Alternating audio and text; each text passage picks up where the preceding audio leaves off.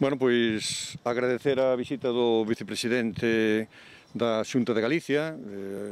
Eu creo que era unha visita que na agrupación se agardaba para coñecer in situ, non, todos os medios materiais e humanos tamén, non, de unha agrupación que prestou servicio de maneira moi intensa en épocas onde a sociedade demandaba a colaboración das entidades, das administracións.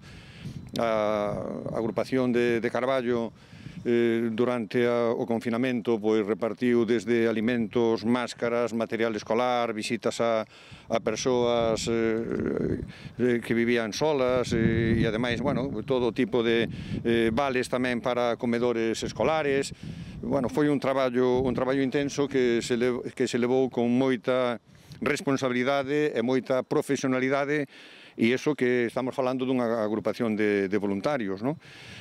É necesaria a colaboración das dúas administracións, Xunta de Galicia e Concello. O Concello sigue sin regatear esforzos, non, pois para seguir dotando a base de Protección Civil de Carballo dos medios necesarios, e tamén agradecer a colaboración que se presta a esta agrupación por parte da Xunta de Galicia, e tamén que a responsabilidade que lle compete ao vicepresidente da Xunta.